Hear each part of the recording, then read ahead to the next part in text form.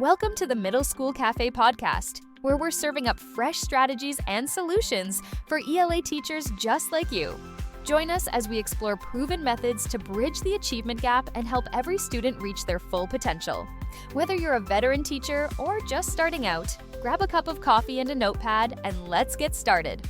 Here's your host, Carolyn Wall. Hello, everyone. Welcome back to the Middle School Cafe podcast. I hope you're all having a great September.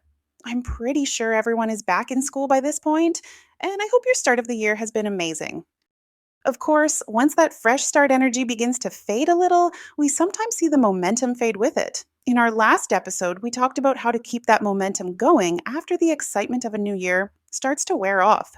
If you are already feeling that fade, go back and listen to episode 60. Today, we're going to talk about how to get students involved in recommending books to one another. Students will listen to their peers more often than they listen to their teacher, and a peer recommendation can hold a lot of weight when it comes to choosing what to read next.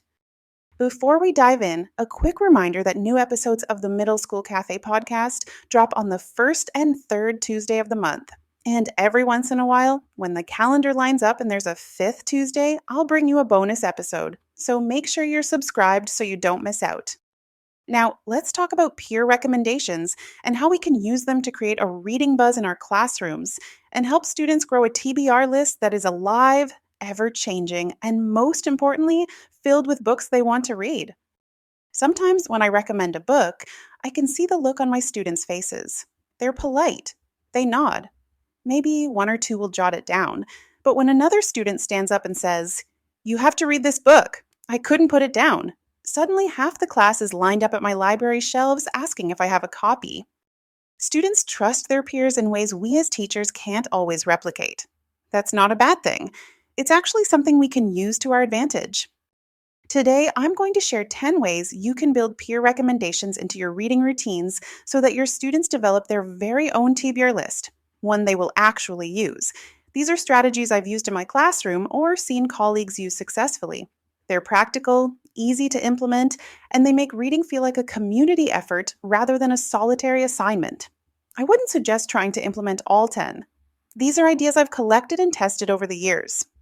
I encourage you to listen for an idea or two that feels like a good fit for your style and classroom and give it a try. Let's start with a few quick systems that you can set up once and let your students run with. The first one is the classroom recommendation wall, or a TBR bulletin board.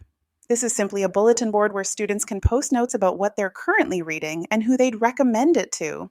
The beauty of this is that it's visual and it's always growing.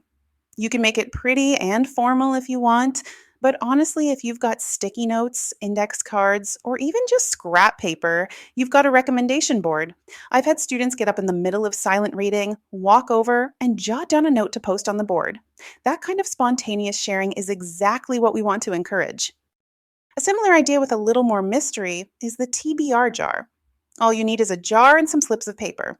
When students finish a book, they write the title and a quick "why you should read this" on the slip. Whenever someone is stuck, instead of wandering the shelves for 20 minutes, they pull a slip from the jar. I love this because it adds that element of surprise. Sometimes students pull a book they would have never considered on their own, and suddenly they've discovered a new favorite author. It's also a great way to challenge students to step outside their comfort zones to try something new. Another easy way to keep recommendations flowing is through end-of-book reflections. Now, I'm not talking about assigning a huge project every time a student finishes reading. Instead, keep it simple. Give them a half sheet of paper with a sentence starter like, "I recommend this book if you like." Students fill it out and turn it in, and you can display these around your classroom library. Over time, you'll build a binder or a wall of peer-to-peer recommendations that students can flip through for inspiration. What I love about this is that it normalizes finishing books and passing them on. Students start to see that reading isn't just for themselves, it's for the community of readers around them. So, those are 3 quick systems you can put in place and let run. Now, let's talk about how to get students involved in creating visuals and displays that make your classroom library look and feel more like a real bookstore. One of my absolute favorites is peer-run shelf talkers. If you've ever been in a bookstore, You've seen those little handwritten notes on the shelves that say staff pick with a short review. Why not let students do the same?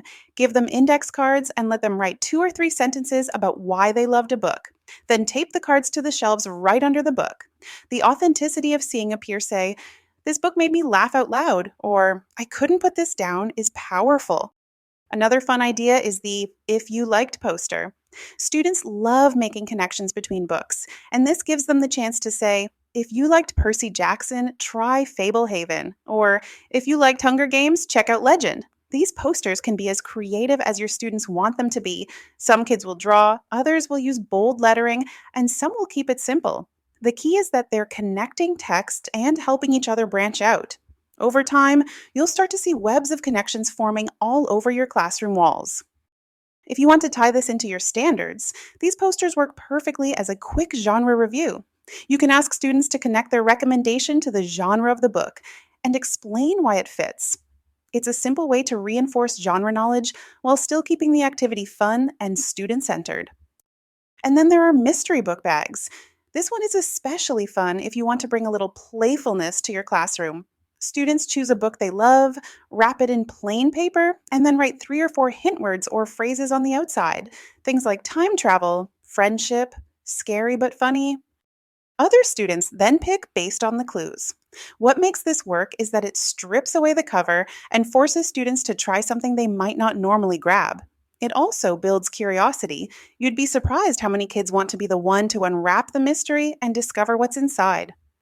Now, let's shift to strategies that really highlight student voice and create ongoing buzz around your classroom library. Student led book talks are a tried and true way to build excitement. They can be short and sweet, and when you make them part of your regular classroom routine, they really start to build momentum. Over the years, I've shared several episodes about different ways to use book talks, whether that's keeping them informal, giving students a simple structure to follow, or showcasing different approaches teachers have used successfully. One episode you may remember is episode 38, when Mary Pat from Just Add Students joined me. She shared so many creative ideas for helping students prepare, keeping book talks low pressure, and making them a natural part of the week. If you haven't listened to that one yet, it's definitely worth going back to check out. The point here is that student voices carry weight, and book talks give them a stage to share that excitement. Another way to keep things fresh is by rotating seasonal TBR themes. For example, in October you might have a spooky reads section, in December, a cozy winter reads display, or as summer approaches, a beach bag reads collection. What's important here is the visibility. I follow a librarian on Instagram who talks a lot about dynamic shelving, simply turning books so their covers face out. It sounds so simple, but it makes a huge difference. When students can see the cover art, they're more likely to pick up the book. We all judge books by their covers, and when the artwork is pretty and visible, students are much more likely to stop, pick it up, and give it a try. Peer spotlight picks are another simple but impactful routine. Each week, choose one student to highlight 3 to 5 books. This is a great opportunity for your students that love reading to get more involved in a meaningful way. They pick the titles, add a short card that says, "Why I picked this," and those books get a special display spot for the week. This not only gives students ownership, but it also makes them feel like their voices matter in shaping the reading culture of your classroom. I've seen students get really thoughtful about what they choose. Sometimes they pick books they loved, sometimes they pick books they think the class has overlooked. Either way, it creates variety and keeps your displays fresh.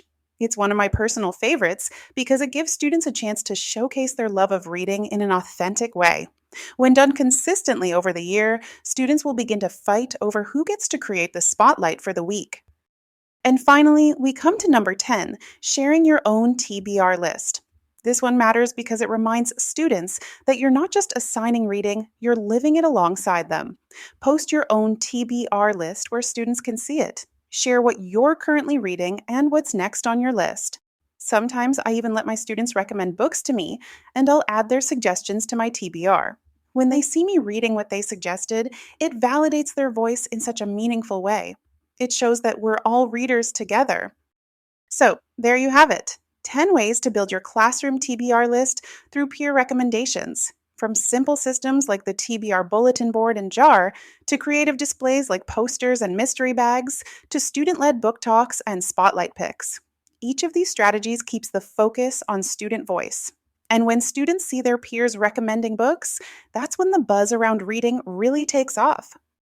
Thank you for joining me today. I hope you walk away with at least one idea you can use right away to build that sense of reading community in your classroom. Be sure to check out the show notes. I've included resources and links to past episodes that dive deeper into some of the ideas we talked about today, so you can continue exploring ways to bring more student voice into your reading routines. Our next episode will be a bonus episode since September has a fifth Tuesday, and we'll be talking about connecting students to books, helping them find titles they can truly connect with. Until next time. Thanks for joining me today. As a reminder, a new episode drops every first and third Tuesday, so be sure to hit that subscribe button so you don't miss an episode. Be sure to visit middleschoolcafe.com to find links to everything mentioned in today's show. Until next time.